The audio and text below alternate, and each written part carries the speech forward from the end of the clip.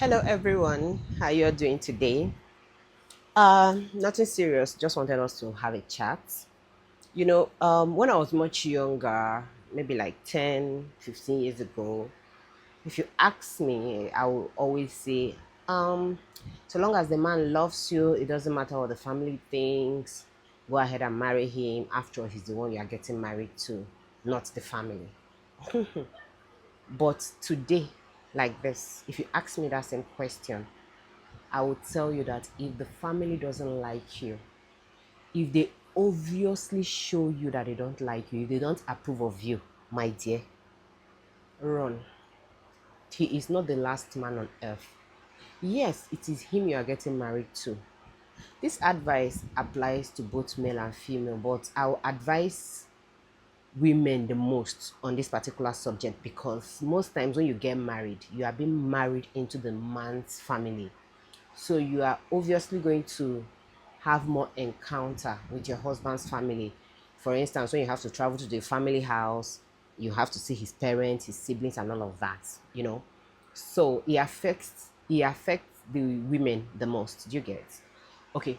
So now, if that family does not approve of you and you've tried everything and you can't say why, some of them just don't like you, maybe because of your tribe, your audacity, whatever it is, my dear sister, if you can, please do not go ahead with that marriage.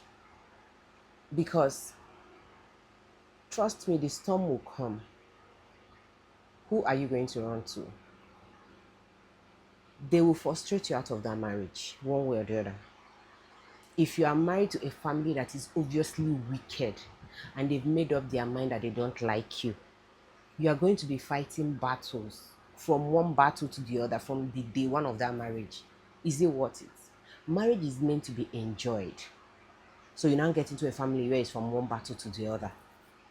Even if the man loves you so much to the point where he decides to cut off his whole family just to be with you, do you think you can live with yourself knowing fully well that this man also needs his family, but because of you, he had to cut all of them out? And whether you like it or not, we need family. You can't do this alone. There will be a time when you will need somebody in that family.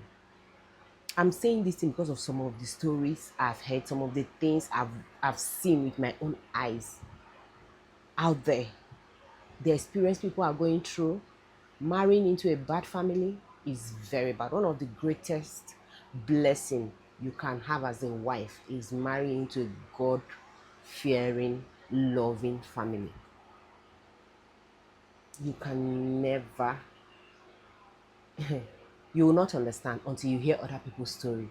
I hear other people's story and I see what they go through in the hands of their in-laws, and I'm like, whoa, how do you guys even survive this?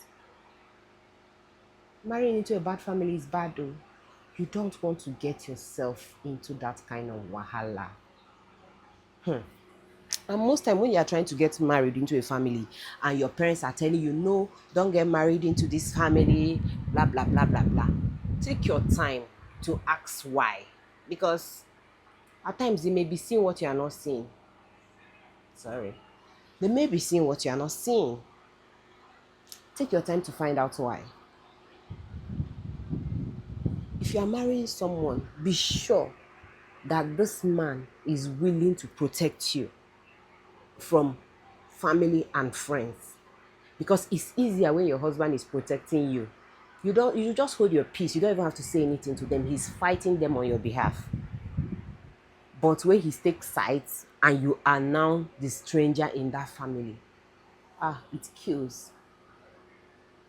You'll be in your own house and you'll be feeling like a stranger. You don't want to go through that. It's very, very exhausting and draining.